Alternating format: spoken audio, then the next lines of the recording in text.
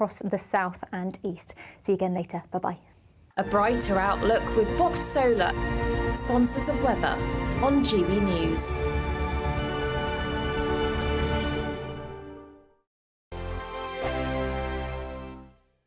It's the final week to see how you could win an incredible £30,000 in cash. It's extra cash that could really make a difference to your coming year. You could find yourself on that holiday you've always wanted to take, buy that treat that always seemed out of reach, or just send some of those day-to-day financial stresses packing. Time is ticking. Get your entry in now. For another chance to win £30,000 in tax-free cash, text CASH to 63232. Text costs £2 plus one standard network rate message. You can enter online at gbnews.com/win. Entries cost £2. Or post your name and number to GB07, PO Box 8690, Derby DE1 9TT. UK only. Entrance must be 18 or over. Lines close at 5 p.m. on the 30th of August. Please check the closing time if listening or watching on demand. Good luck. Good afternoon, Britain. Your lunchtime update on the stories that matter across the UK. From breaking news and insightful analysis, inspiring stories and lively debates. You're comparing yourself to a former Prime Minister. Which is it? Stay informed, stay updated, stay entertained. I just don't know how anyone would not want to be there. Every weekday from midday. We are Good Afternoon Britain, only on GB News. Britain's news channel. Hi there, I'm Michelle Dewberry and I'm going to take a second to tell you all about my show, Dubes & Co. We start off with the issues of the day. We then bring in both sides of the argument. We get rid of the disrespect. And then you throw me into the mix. And trust me, I'll tell it exactly how it is. And then, of course, the magic ingredient, you at home. We mix it all together and what have we got, in my opinion, the best debate show in town. Monday to Friday, 6 till 7 on GB News, Britain's news channel. Join me, Camilla Tominey, for a frank and honest discussion with those in power that cuts through the spin and gets to the heart of the issues shaping our nation. You haven't confirmed that you want to stand as leader, but you haven't ruled it out either. This report basically says that he's not fit to stand trial. Is he indecisive? Incompetent? I deliver the dose of reality Westminster needs. That's the Camilla Tominey Show at 9:30 every Sunday on GB News, the People's Channel, Britain's news channel. It's Patrick Christie's Tonight, and here we do things differently. It's explaining the absolute madness of this, doesn't it? It's explosive. I mean, this is very good. It's lively. 850. Your government sat there, Sean, and it did nothing. It's controversial. And the Middle East has been in turmoil since before I was born. It's everything you need to kickstart your evening. Everyone's had their Weetabix tonight. I love to see it. That's Patrick Christie's Tonight, weeknights from 9 p.m. Only on GB News, the People's Channel, Britain's news channel.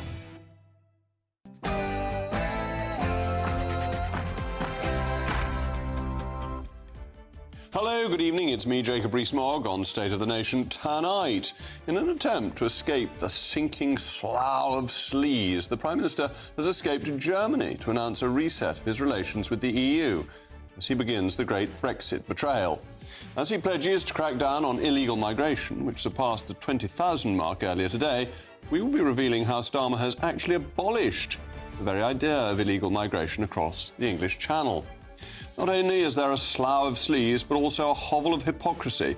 1 minute the Labour Party promised to crack down on shoplifting, and the next it axes community service plans for offenders.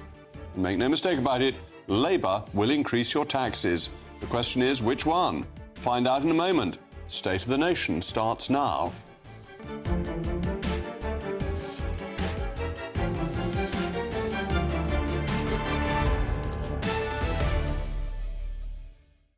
I'll also be joined by my panel, Associate Commentator at The Telegraph, Mutaz Ahmed, and the historian and broadcaster, Tessa Dunlop. As ever, I want to hear your views. It's a crucial part of the programme. mailmog@gbnews.com. But now, it's one of your favourite parts of the day, the News Bulletin with Tatiana Sanchez.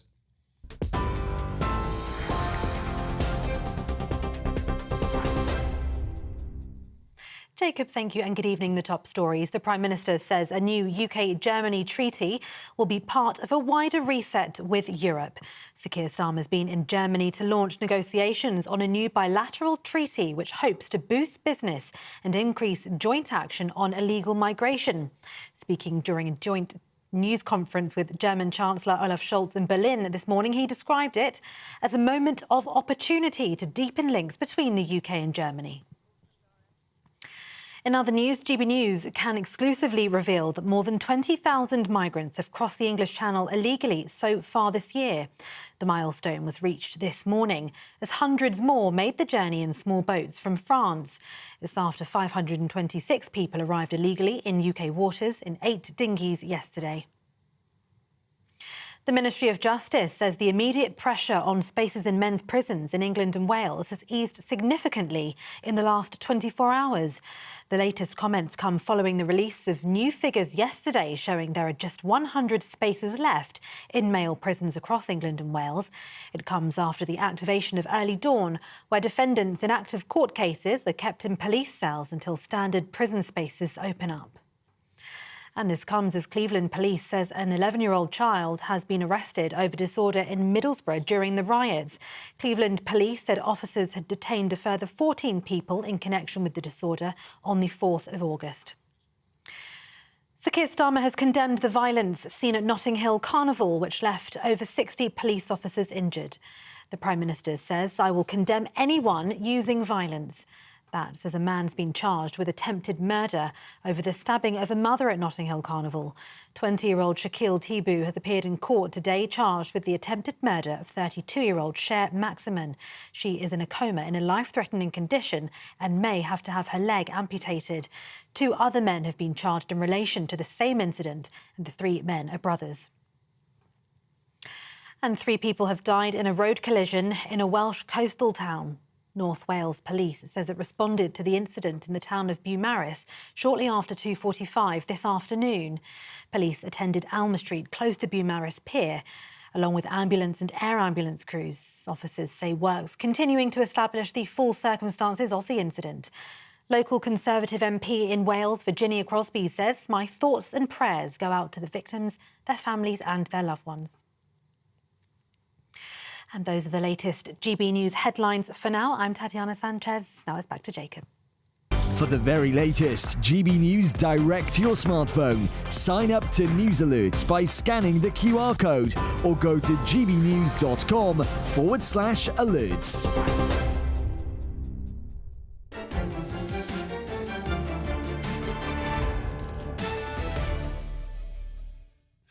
Welcome back to State of the Nation. For as long as Sir Keir Starmer has been leader of the Labour Party, it's been clear that he cannot be trusted. As we discussed yesterday, he has flip-flopped on just about everything. But on one issue in particular, perhaps the most important issue in a generation, the now Prime Minister went from this... A growing number of people now think the only way truly to settle this is to ask people, do you want to leave on these terms, or would you rather remain? To this. Don't see that, and there isn't a case for rejoining the EU. That means we have to make Brexit work. This is, of course, a remarkable transformation. It's not a matter of, say, being in favour of Shamima Begum being allowed to keep her citizenship and then changing your mind, which, of course, Starmer did. And it's not a matter of saying you were good friends with Jeremy Corbyn or somebody like that, and then saying, no, you were never friends with that, which the Reverend Starmer also did. No, democracy is a far bigger issue than that. And Sir Keir took a dramatic U-turn on the question of whether the largest democratic exercise in British history should be heeded or not. And now he wants you to believe him when he said this today with German Chancellor Olaf Scholz. Reset with Europe, a reset with the EU. That does not mean reversing Brexit or re-entering the single market or the customs union, but it does mean a closer relationship on a number of fronts. Oh, a reset. That's the new weasel word that we can add to our vocabulary of weasel words. This new treaty that is being signed attempts to enhance trade with Germany. It's a fascinating thing to try and do because trade isn't EU competent, so Germany has no legal ability to sign trade deals. So even the reset isn't actually honest because it's resetting something that the counterparty doesn't have the authority to reset. But if there is anything we should know by now about Germany, a country, incidentally, that has found itself in and out of recession since Brexit, perhaps all those subsidies we paid into the European Union kept its economy going along, it's that when it comes to trade, it won't be making any concessions without the approval of the EU, which will mean the UK coming closer into the EU's regulatory orbit, which has always been the EU's requirement. The funny thing is, that's exactly what Starmer wants, because he's a big government, pro-regulation Europhile who ignores all of the data that point us towards aligning with the US and the Pacific. It's no surprise that on the question of the youth mobility scheme, a small step closer forwards to free movement, he said this. But we do not have plans for the youth mobility scheme, but we do have plans for a closer relationship between us and the EU as part of that, White said. Oh, the old no plans trick. Does he really think we're quite that gullible? No plans is not a denial. It's merely a desire not to tell you. We have no plan today. Oh, but now we found a plan. Whoopee! Never trust a politician who says no plans. It is another of his weasel words that something will easily happen when they say there are no plans, because plans can be developed. So in less than 2 months in office, Starmer has vindicated everyone who said he cannot be trusted. And this applies to the betrayal of Brexit more than anything else. The biggest vote in our nation's history. As ever, let me know your views, mailmog@gbnews.com. With me now is the deputy leader of the Rejoin EU party, Richard Morley. Richard, thank you very much for joining me. You must be delighted with the way Sir Keir is getting down to improving relations, opening the way to closer integration with the European Union. Well, I'm certainly pleased that he's trying to reset the relationship with Europe after the rather disastrous relationship that we've had over the last 4 or 5 years. That seems to me to be always a good thing, to have good relationships with any country. However, I do think that you are overemphasizing his attention to trade at this time. I think that the main reasons why Keir Starmer has made such a fast visit to Germany and France so quickly after his accession to office is the international situation, which he wants to shore up. He wants to improve foreign relations with Germany and make sure that our policies are in alignment, and that is within the German sphere of operation. And he wants to make certain that we are in alignment with our defence strategy and our defence expenditure. Of course, we have a very serious war afoot in Eastern Europe, and we have to coordinate very, very well together to avoid that becoming even more serious than what it is. I also think that he needs to get together with Europe in order to work together over illegal immigration, which is a problem that besets us all. And naturally speaking, close cooperation If I may, let's stick on the Ukraine. Will achieve that.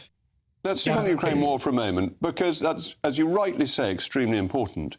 But Germany has been the weakest nation over this. Early on, it wouldn't allow British planes to fly over its airspace to deliver potential supplies to the Ukrainians to help them before the war began. It has been foot-dragging the whole way through. Germany has been an obstacle to our helping Ukraine. It's not an active or good partner in this. I couldn't agree with you more. And that is the reason why Keir Starmer has made this rather urgent visit to Germany, particularly at this stage in the military conflict where it's hanging on a knife edge. He's probably asked Olaf Scholz to shore up the German effort to get more in line with the British and the American effort to make certain that Russia is dealt with properly. And Germany, as you say, has not delivered so much as it should do. And therefore, he's probably said this quite clearly to Scholz in an effort to shore it up. But isn't this where we should have a coalition of the willing, and that the Ukrainians are asking permission to use British weapons to fire into Russian territory, and that requires the Americans say-so, and that's the relationship that matters, that the Prime Minister should be speaking to Biden to get that cleared through so we can give immediate help to Ukraine, rather than thinking that we can push the Germans, who of course were behind the terrible appeasement of the Minsk agreements, that allowed Russia to keep Crimea in the first place. Well, of course, We are, I hope, after Brexit, a sovereign nation. And consequently, we shouldn't need to have American permission to use our weapons as we see fit in this war. And consequently, I think what you're saying is not entirely relevant, as Britain could allow its weapons to be used inside Russian territory, irrespective of American wishes. Let's face it, as you've always wanted us to be, we're a sovereign nation now, free of that sort of international restraint. Well, we are a sovereign nation, but if the weapons have technological assistance from other countries, we may not be completely free in how we give permissions for them, which is, I think, the point. But anyway, thank you very much for joining me, Richard. You're very welcome on this programme. But with me now is businessman and former Brexit Party MEP, Ben Habib. Ben, thank you very much for joining me. Pleasure to be here. Well, I just wondered whether you're going to say, I told you so. About what? About Keir Starmer immediately gets into office and he wants to suck up to Europe. I mean, I wouldn't say I told you so. I think the whole nation knew he was going to do this. You know, the clips that you played are self-evident, aren't they? The man is a Europhile through and through, and any pretense he makes of wanting to make Brexit work is actually a false pretense, and he wants to take us into closer alignment with the EU. As you might recall, he was in a summit in Montreal in September 2023 when he thought he was off air and he was being filmed. And he said that actually if I were to become Prime Minister, I will align us so closely to the European Union that I'll effectively neuter Brexit. And these are the first steps. And I think it's no accident that he describes his arrangements with Germany, which you so rightly point out cannot be a trade deal, but he describes them as a trade deal because it gives the illusion that he's getting closer and he's laying the groundwork to make us get closer to the European Union.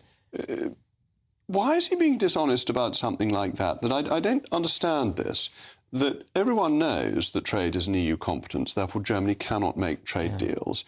It seems to be a classic case of somebody you cannot trust in a little thing, you cannot trust in a big thing, and this is just one of those little lies that shows him to be fundamentally unstraight. Anyone who's been awake for the last 8 years knows that one of the reasons we wanted Brexit was so we could make our own trade deals, because we couldn't do it through the European Union. But the other thing he's doing, which you touched on Ukraine and defence and so on, and the other thing he's doing is taking us closer into military interoperability with the European Union, and we should be on firm notice. We talked about sovereignty, or Richard Morley talked about being a sovereign nation. Actually, military interoperability with the EU through its own weapons development programme, which it's doing through the European Defence Fund, under its own permanent structured cooperation, its European Defence Union, will basically mean the United Kingdom not being able to operate an independent military away from Europe. And we know why they want that, because however diminished our own military is, it's in a different league to anything on the continent. Well, it's also, as we're seeing, with not being allowed to give permission to the Ukrainians to fire our weapons into Russia, you then become dependent on other countries' say-so. And a lot of European nations are neutral or they're fundamentally weak. That Germany and France's approach to Ukraine would never have evolved in the way it did without very strong leadership from the United States and the UK. Yeah, the Anglo-Saxon sphere, basically. Yes. And as an MEP, I repeatedly saw moves by the EU which were antipathetic to foreign policy from the United Kingdom and the US. When President Trump was trying to impose sanctions on Iran, the EU was busy trying to find ways to circumvent those sanctions. You talked about Germany effectively being incredibly slow to challenge Russia. Actually, Germany financed the Russian war machine to the tune, I estimate, of over 50 billion euros, because it went on buying oil and gas through the Nord Stream pipeline, which I suspect eventually was blown up by our own allies, not by the Russians, which is pumping money into Germany when we were pumping money into Russia. Yeah. And Gerhard Schröder, former Chancellor of Germany, was an executive of Gazprom. Exactly. So the interlinks between Russia and Germany were extremely strong. And Starmer wants to get involved in all of this. The United Kingdom must never make itself subject to EU foreign policy or EU defence. We must stand outside the European Union. OK, you and I say this, but Starmer has a majority of 170 in the House of Commons. Yeah. He can do it if he wants to, can't he? He can ignore that referendum in 2016 and he can get us back to being subservient to the European Union. He can do that. and he may have some success initially, but the British people aren't going to tolerate it. You know, he's been in office for 8 weeks, and every step he's taken, he has revealed himself not to be worthy of the office of Prime Minister. Every step he's taken has been a breach of some promise or another. And it's been so evident the way he's treated immigration, the way he's treating the EU now, the way he treats armed forces. The manifesto pledge for armed forces was a commitment to 2.5% of GDP, and now he's kicked it into the long grass by having some sort of review process going on.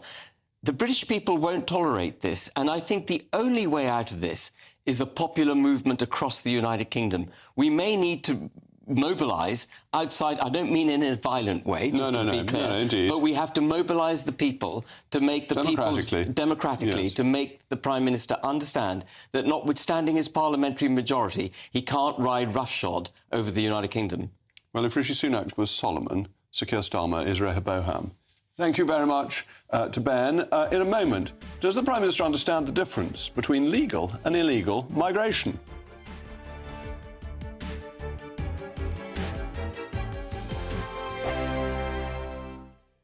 Sunday with Michael Portillo from 11, only on GB News.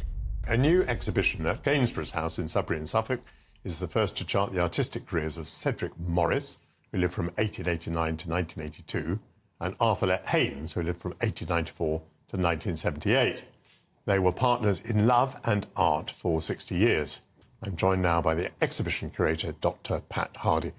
Some people will not be in the least bit familiar with these two British artists. So do you want to say a word of background about Cedric Morris and Arthur Let Haynes? About 100 artworks were left in 2017 of Cedric Morris's works.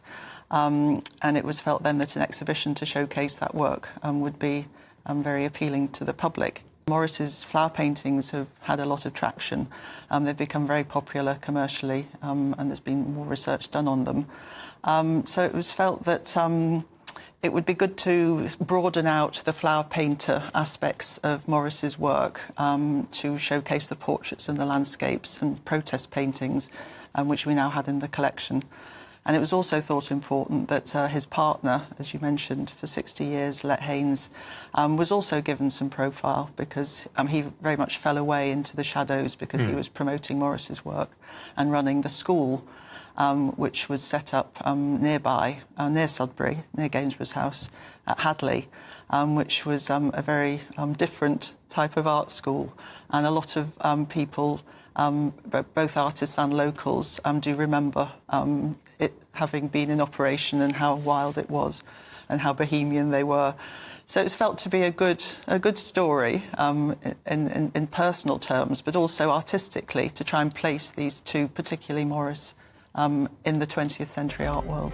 GB News, the People's Channel. Join me, Nana Akwe, for an informative, interactive news programme with a difference. It's fun.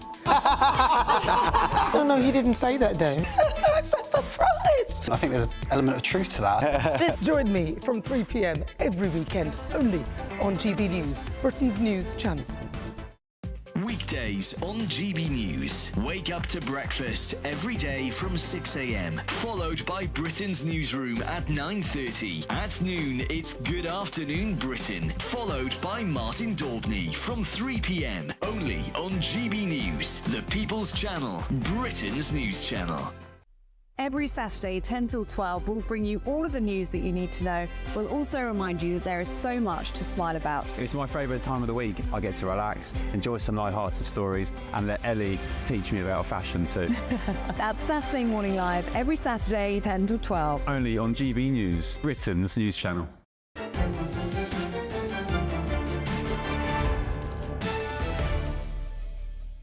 Welcome back. I'm still Jacob Rees-Mogg, and we were talking about Starmer betraying Brexit already. And Neil, you are a hard man. So to boost our economy and tackle illegal immigration, Starmer is making a deal with the country with the worst performing economy in the G7 and one of the highest number of illegal immigrants. Who will he speak to about childcare? King Herod? And Brian says the opposition has to make it clear that any deal will be reversed immediately on election. I agree with that. The European Union needs to understand that we voted to leave and that any fiddling around, any shadowing EU regulations will fail after a general election that ever returns a Reform or Conservative government. You may well have noticed Sir Keir Starmer used the words illegal migration many times earlier today during his speech and press conference with German Chancellor Olaf Scholz. For example, on illegal immigration, to tackle illegal migration, for tackling the drivers of challenges like illegal migration at source. And it's very interesting that he chooses this particular wording because under Starmer's regime, channel crossings are no longer illegal. It was the Tories' Illegal Migration Act that designated all channel crossings illegal that would then allow deportations to Rwanda. But Starmer has shelved the part of the act that criminalised the phenomenon. Well, I'm joined now by my most distinguished panel, Associate Commentator at The Telegraph, Mutaz Ahmed, and the historian and broadcaster, Tessa Dunlop. Tessa, he's stopped them being illegal. They are now just asylum seekers, and it's legal to claim asylum.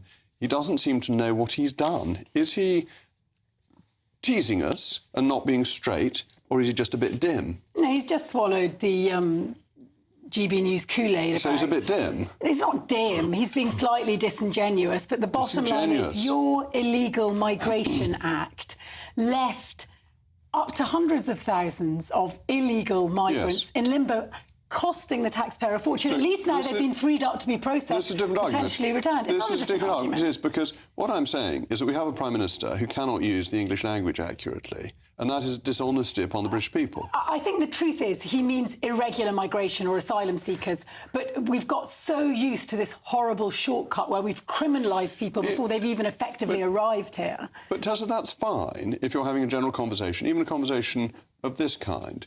But he's the Prime Minister.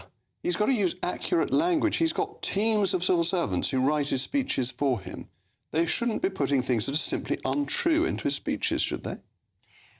Well, I think that when you're talking about him being translated, he's in a German language, they're using the same brutalised vocabulary to stigmatise some of the most vulnerable. And what surprises me most, Jacob, is that today of all days, your eyes were on Germany and not Rome, St. Peter's Square, your favourite man, Pope Francis, who took a break from his spiritual series and he spoke out against the grave sin committed by those who with conscious and responsibility seek to systematically reject migrants. It's a wonder you'll be able to sleep tonight, to be honest with you. Thank you for informing everybody the Holy Father's comments. Mutaz, it seems to be just incompetent not to be able to get the wording right of a decision that you yourself have made. Exactly. It's trickery.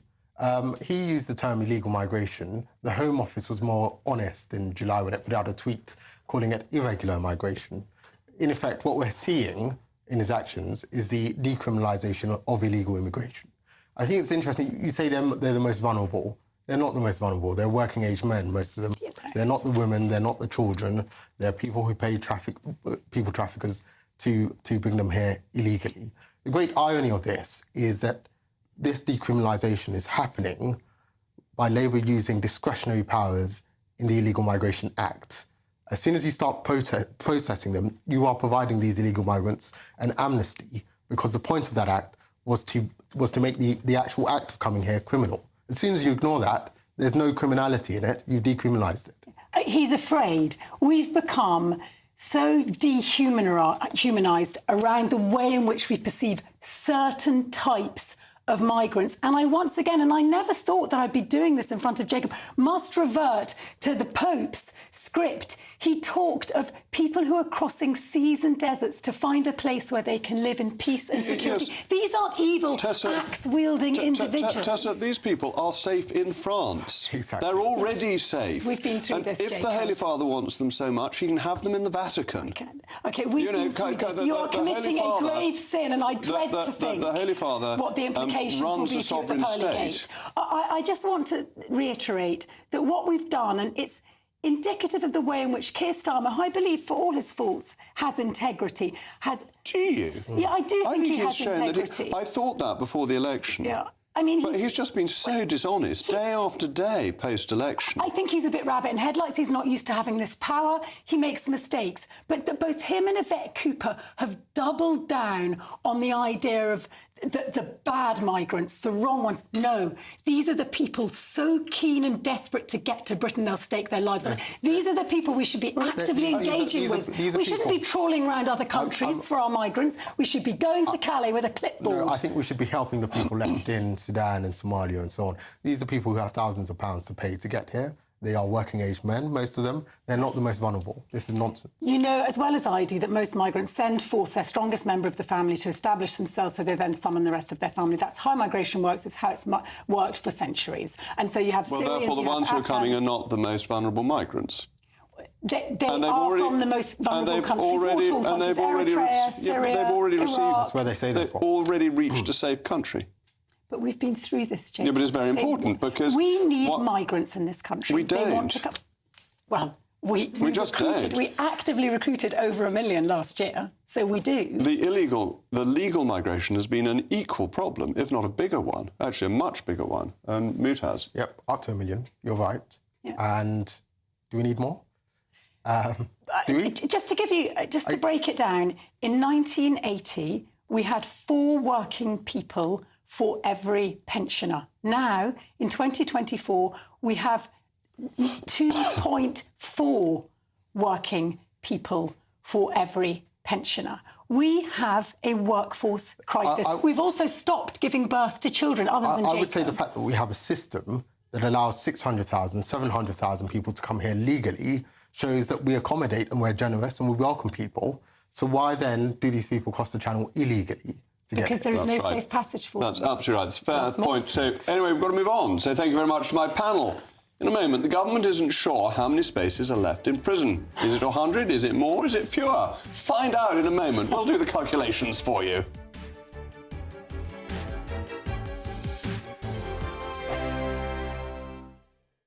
Hello, good evening. Welcome to your latest GB News weather update brought to you from the Met Office. Thursday will be a breezy and showery day for northwestern areas. Elsewhere, though, dry and feeling fairly warm in the sun. But it is going to be a fresher day tomorrow compared to today. That's as this weather front is expected to clear away to the south and east throughout tonight, taking with it some rain, which will affect northeastern areas of England, some eastern areas of Scotland through this evening. Still a few showers across the north and west. But for many of us, it will turn much drier and clearer overnight tonight, so that does mean it's going to be a fresher night. Temperatures will fall away into single figures rurally, towns and cities just about in double digits. So fresher but bright start to the day for many areas.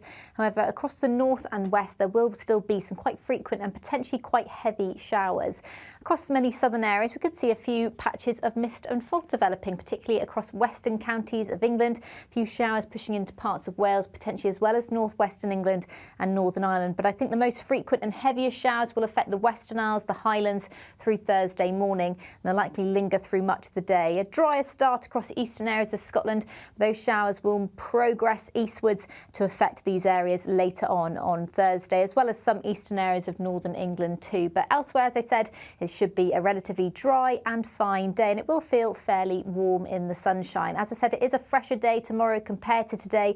We'll lose that humid feel, so temperatures just about 23 or 24 degrees at best in the south and east, widely in the high teens or low 20s. However, that's about average for the time of year. Now, Friday we've got high pressure centred across the UK, so a more widely settled day. Plenty of sunshine through the day away from the very far north of Scotland. And it will feel fairly warm in the sunshine, but it could be another fairly fresh start. And that theme continues into the weekend. However, as we head towards Sunday, a risk of showers does develop across the south and east. See you again later. Bye-bye. We're proud to be GB News, the People's Channel. And as you know, we always love to hear your views. Now, there's a new way of getting in touch with us at gbnews.com/your-say. By commenting, you can be part of a live conversation and join our GB News community. You can even talk to me, Bev Turner, or any of the members of the GB News family. I'm Christopher Hope. From pop stars to politicians, I'll interview anybody in a pub who's got a political opinion. Join me every Friday on Spotify, Apple Podcasts, YouTube or gbnews.com, or wherever you get your podcasts.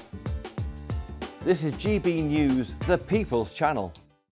If you want your news to be straight talking, this is a nightmare for the Conservatives again. Down to earth. It's not just Nottingham where this is happening, is it? And most importantly, honest. Hard-working, middle-class taxpayers, they'll get the book thrown at them. Then catch me, Martin Daubney, Monday to Friday, 3 till 6 p.m. on GB News, Britain's news channel.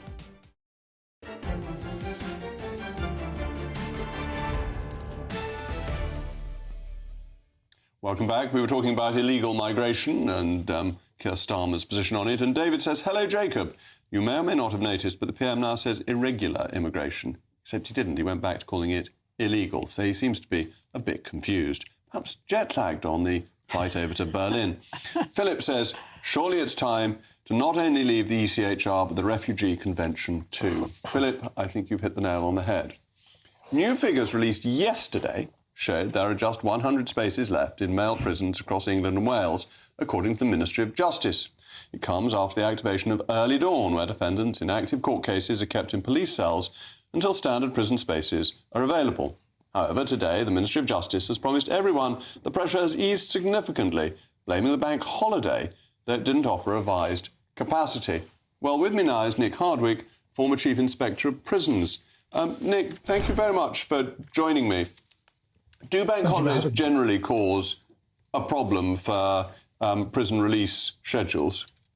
You generally have a bit of a dip in the population after a holiday. So you always get a big dip at Christmas, for instance, and a smaller dip at bank holidays, simply because the system hasn't been working, so the flow in is slightly reduced normally. And how close to full capacity do you think the prisons are? I mean, 100 is almost no capacity at all. It's very close. I mean, it's very difficult. As you said in your opening, the key issue is how much space there is in the adult male closed estate. And I think that's very close. I was talking to some people who did a ring round of some of the London prisons today, people I know working in them. And each of those big local prisons, Wormwood Scrubs, Wandsworth, those sorts of places, were saying they had one or two. I think what's important to understand, Jacob, is the issue is not really, or mainly, the physical space available. It's whether you've got sufficient staff to run the prison safely and securely. And we saw at Wandsworth last year what happened when you go over that limit. Then that's when stuff starts to go wrong. So I think we are very close to that point. Doesn't mean you can't squeeze a few more people in for a week or two until this early release thing kicks in. But we are, brushing along the ceiling of capacity, I think. And what can you do to ease it? Are there prisoners in the closed male system who you can send to open prisons because they're lower risk, or other facilities, or even parole on a risk associated basis? Or is that too difficult and too time consuming to process? I mean, it's very difficult to do. You can't, I don't think they'll have to do something like that. It's difficult to do once people are in prison, because if you release people without proper planning, then you've got all the problems of where they're going to live. Can you manage their risk appropriately? Do you know enough about them? The reason the prison population has grown is not because we're sending people to prison, or sending more people to prison. It's because we're sending people to prison for a bit longer, particularly the sort of middle range of offences, people who were getting the sort of a fixed sentence of, say, between 2 or 10 years, that kind of thing, serious offences. And we're sending those people to prison for 6 months or so longer than we used to. And the consequence of that is the prison population rises. So I think it's at the admission point we need to pull back a bit to where we were, if we were doing it, as we were when the Conservative government, for instance, came into power 2010, the sentence lengths then for equivalent offences would make the system manageable. And have these sentences gone up because judges' discretion has been curtailed, that Parliament has legislated for it, or have judges responded to a national feeling for tougher sentences? Well, to be honest, I don't really know. I don't think anybody really quite knows that. But in a sense, if you think about how do we judge the sort of the length and appropriate length of a sentence, it's by comparison, isn't it? This offence is a bit more serious than that one, a bit less serious than that one. So if you push up sentences at the top end, what seems to be the case is that has an unintended effect of dragging other sentences along with it. Because you can't have sort of gap in the sentence mesh, can you? It's got to be a sort of seamless whole. And I think so gradually what's happened, I think unintentionally actually, is that the sentence lengths have crept up. And that's led us to the problem we're in now. And I think it's right. People go to prison, they go to prison for punishment or because they're dangerous or for deterrence. But we can limit that. We don't want to do that to the extent it harms ourselves or where the costs, frankly, become ridiculous. Thank you very much, Nick, for that very clear explanation. Thank you for having me. The disbelief continues. Although the Home Secretary vowed to end the shameful neglect of shoplifting by the police in recent years, she seems to be confused as to how to tackle this issue. Yesterday, Yvette Cooper axed the immediate justice scheme, which favoured community service, claiming it did not offer value for money. As the country draws dangerously close to running out of prison spaces, is this really the best idea the government has had so far? Well, my genius panel is still with me, the associate commentator at The Telegraph, Mutaz Ahmed, and the historian and broadcaster, Tessa Dunlop. Mutaz, this is hopeless, even by this government standard. Earlier this week, the Home Office, Yvette Cooper, says we're going to have a real clampdown on shoplifting. And yesterday it's announced that the one scheme that is dealing with shoplifting is cancelled. And it's a scheme that it's really hard to oppose the scheme, right? It gave local authorities the power to force these criminals to do community service almost immediately without going through the justice system. And they've axed it, saying there's no money left, which is Labour's excuse for everything now. There should always be money left for schemes that tackle crime such as this. Shoplifting is treated as a sort of low-level crime, but the impact it has on shopkeepers who are frightened, so frightened that they can't do basic customer service without security guards, is extraordinary. Anything to tackle it should be taken up. No one can explain why she's done this. It's just bad. But should one be sympathetic because it's a new government and they haven't been in office long, they're learning the ropes a bit, and therefore inevitably this sort of mistake will happen? Or should we be harsh and say, well, Yvette Cooper was a cabinet minister before, she knows how to run a department, and she ought to know better? She's been around. There are trials taking place across the country. People seem to be happy with how it's going. Why not wait for the trials to end? Why do this now? It just seems like soft justice and Labour favouring criminals over the victims of their crimes. It is odd, though, isn't it, Tessa, to come out one day and say we're really going to clamp down, and then the one scheme you've got for clamping down you abolish. Yeah, I mean, they want to put 13,000, isn't it, police officers on patrol on the streets. But what are they patrolling for if they've got no stick? It does seem a particularly dubious decision at this stage. I wonder if we can pull the conversation out more broadly to this idea of why electorally it's always a winner when we're seen to be more punitive, when we convict more or come down more harshly on the criminal. Because we have the highest prison population in Europe. And I thought you were a bit disingenuous when you interviewed Nick. You said, oh, why is that? Is it judges, sensing the mood and meting out a greater sentence? No, you deliberately, your Conservative government cranked up prison sentencing. Likewise did New Labour before you. And when will it end? If we build more prisons, by the way, the Labour Party are aping you on that, £4 billion to increase capacity. We know they'll just end up being filled. But we know the one place where people don't learn to behave properly is in prison. So please explain that to me, Jacob. No, I'm not somebody who is madly in favour of locking all and sundry up. I think you need proper policing of crime, and shoplifting is a serious crime. Do you know how they police it now in my area? You tell me. And it's one of the reasons why I was late this evening and not as well versed as I normally am, because when I tried to buy compliments. I do try. When I tried to buy my £8.99 bottle of olive oil in the Loughborough Junction Co-op, I picked it up and it was empty. I have to go now to the cashier, and she has to then go back shop, so I have to wait because there's a queue. When she's got a moment, go all the way back behind the doors, come out with a bottle of olive oil, because that is how prolific shoplifting is in my area. We don't all have a manor house in Somerset. Because there's no deterrence, right? People think you can get away with it. And that's why, unlike you two, I am in favour of locking lots of people up. Doesn't work. But it doesn't work. I'm sorry, keeping criminals away from the streets does work.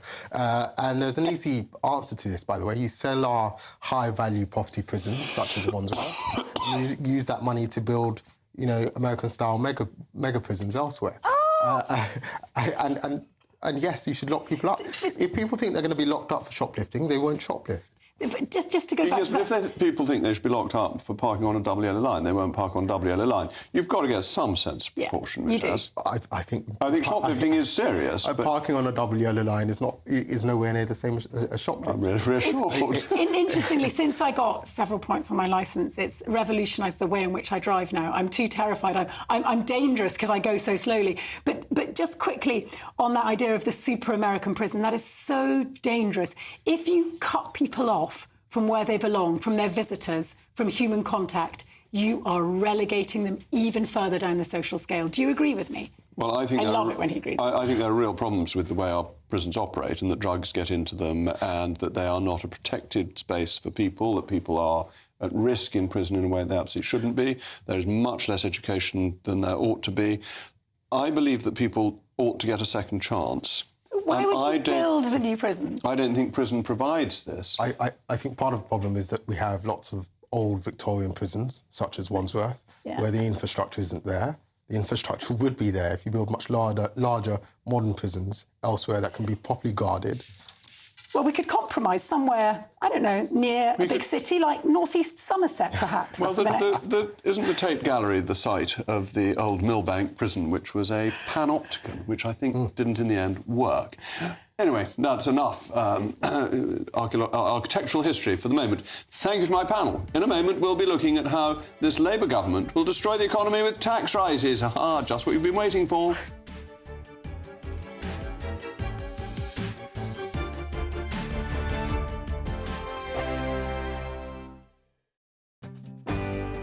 I'm Simon Evans, and this is GB News, Britain's news channel.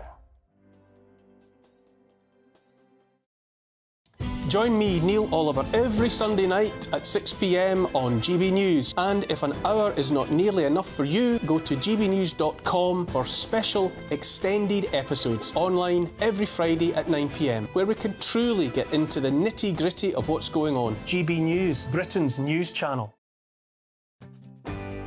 I'm Stephen Dixon, and thanks for joining us on GB News, Britain's news channel.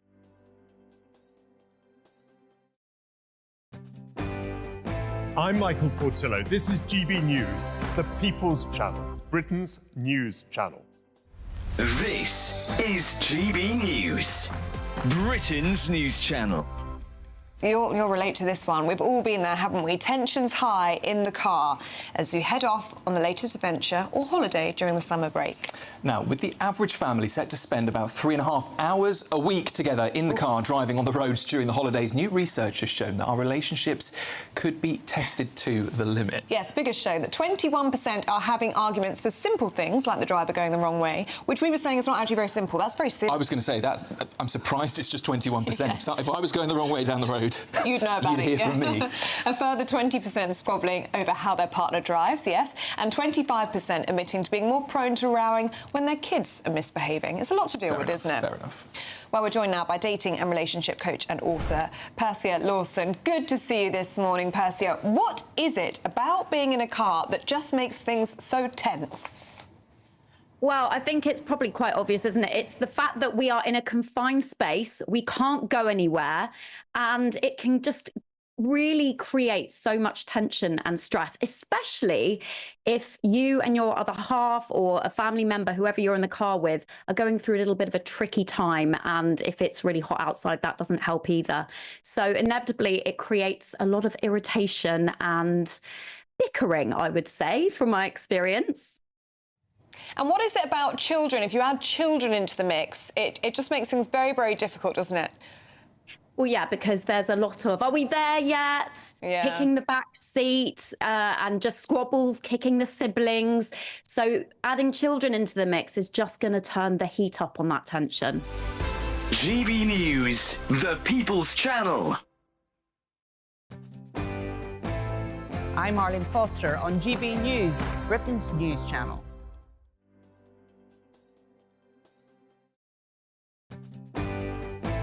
I'm Tom Harwood. This is GB News, Britain's news channel.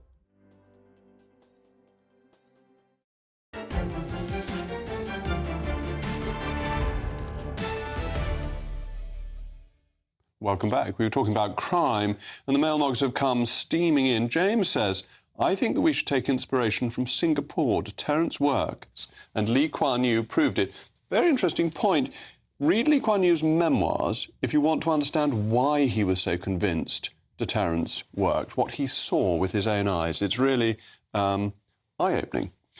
Jenny, surely it's time to decriminalise drugs to free up prisons. Yeah, Jenny, up to a point, Lord Copper. If you simply say things aren't crimes, then I suppose you can empty prisons. But how far do you go on that? Well, we're now coming on to tax rises, because on the Downing Street lawn yesterday, the Prime Minister gave this ominous warning. Frankly, things will get worse before they get better.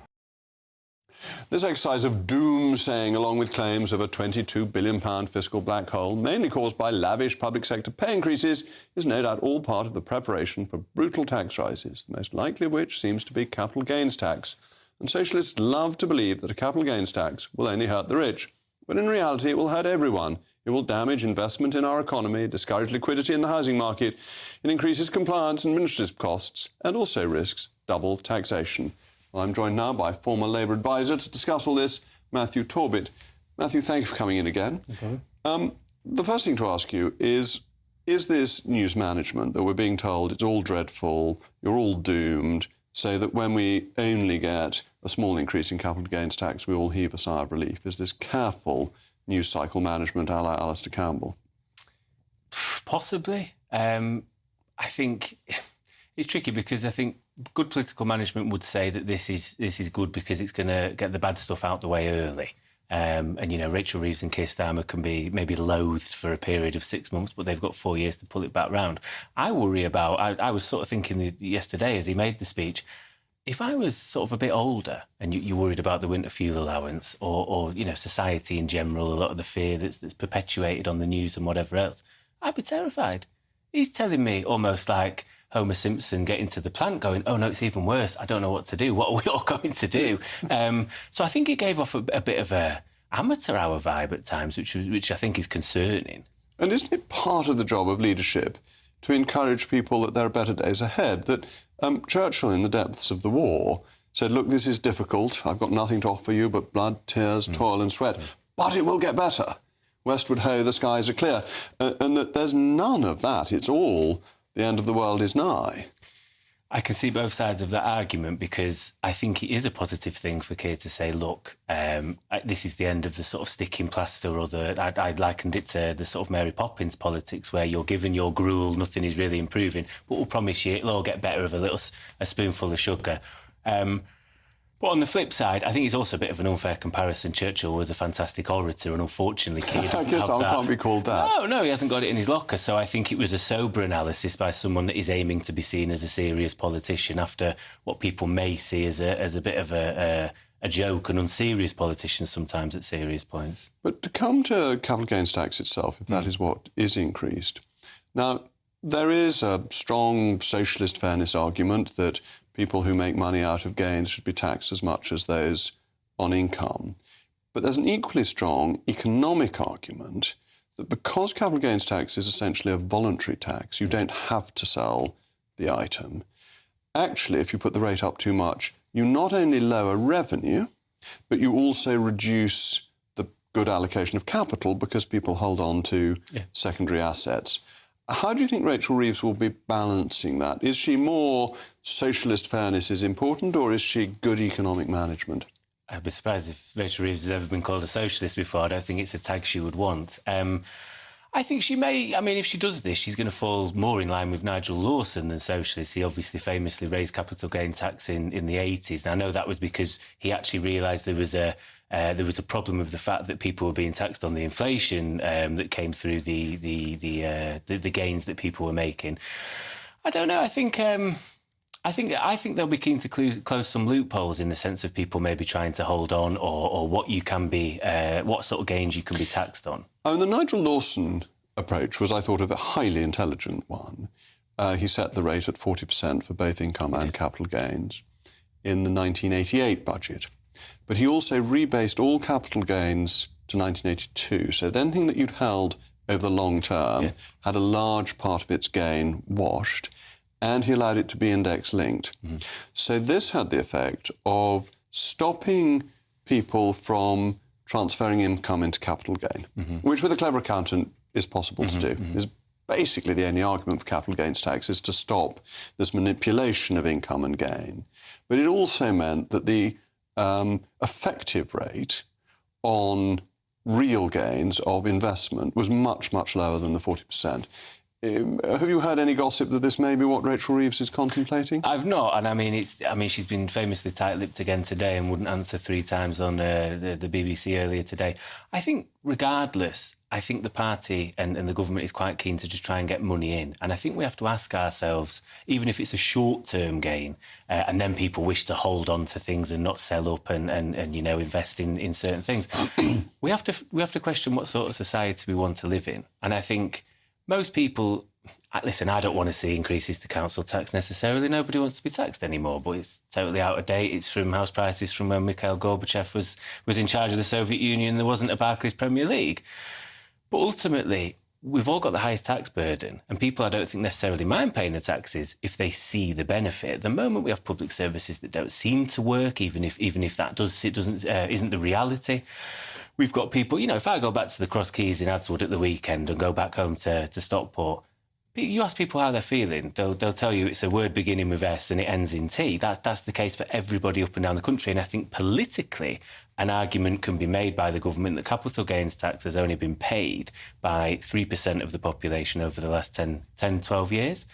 So ultimately, they might not be your voter base anyway.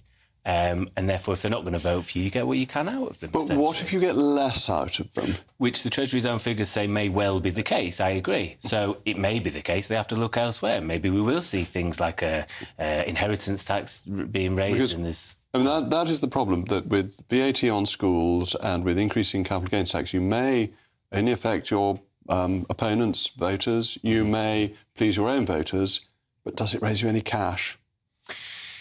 I don't know. I suppose that will be the proof in the pudding. We'll have to wait and see. Well, Matthew, thank you very much indeed. That's all from me. Up next, it's the great, the one and only Patrick Christys. Patrick, what is on your bill of fare this evening? Yeah, loads on tonight, Jacob. A man has attacked a woman for not wearing traditional Muslim dress. I worry that we're going to see a lot more of that. He got a suspended sentence, though.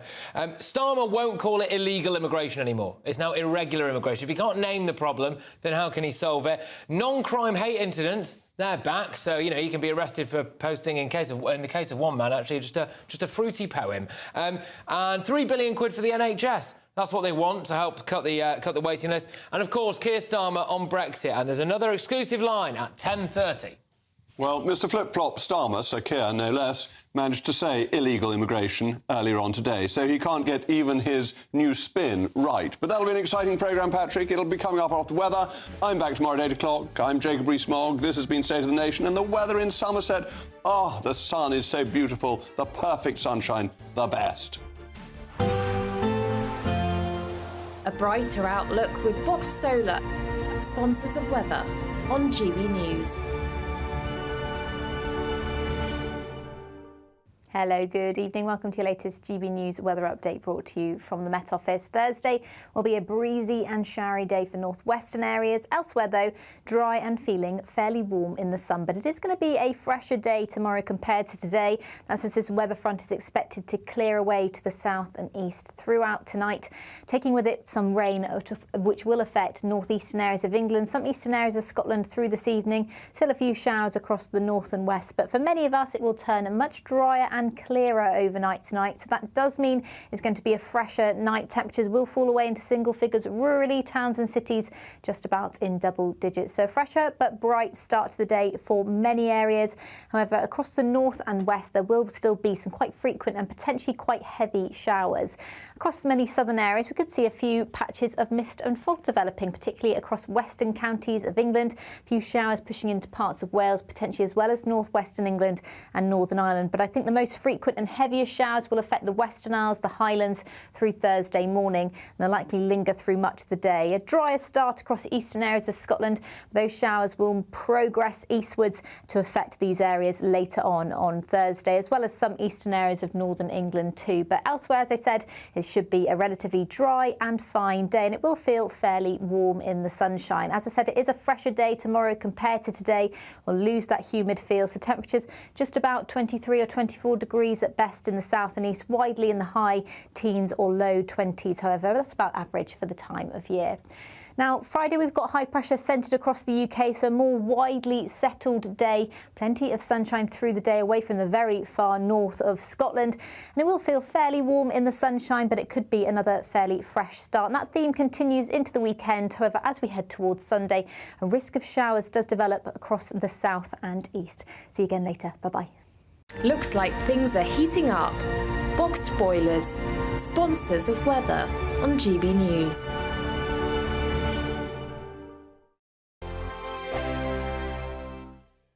It's the final week to see how you could win an incredible £30,000 in cash. And you could be getting that winning call from us to tell you that you're our next Great British Giveaway winner. I can't believe this.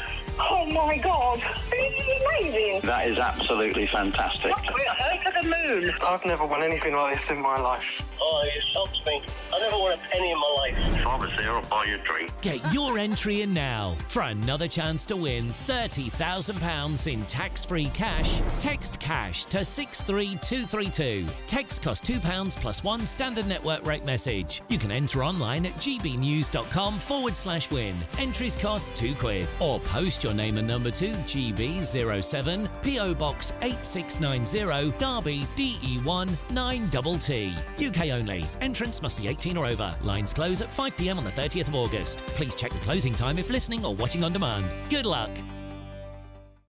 It's Patrick Christie's Tonight, and here we do things differently. It's explaining the absolute madness of this, doesn't it? It's explosive. I mean, this is very good. It's lively. 850. Your government sat there, Sean, and it did nothing. It's controversial. And the Middle East has been in turmoil since before I was born. It's everything you need to kickstart your evening. Everyone's had their Weetabix tonight. I love to see it. That's Patrick Christie's Tonight, weeknights from 9 p.m.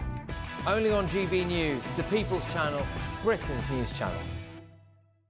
Join me, Camilla Tominey, for a frank and honest discussion with those in power that cuts through the spin and gets to the heart of the issues shaping our nation. You haven't confirmed that you want to stand as leader, but you haven't ruled it out either. This report basically says that he's not fit to stand trial. Is he indecisive? Incompetent? I deliver the dose of reality Westminster needs. That's the Camilla Tominey Show at 9:30 every Sunday on GB News, the People's Channel, Britain's news channel. Good afternoon, Britain. Your lunchtime update on the stories that matter across the UK. From breaking news and insightful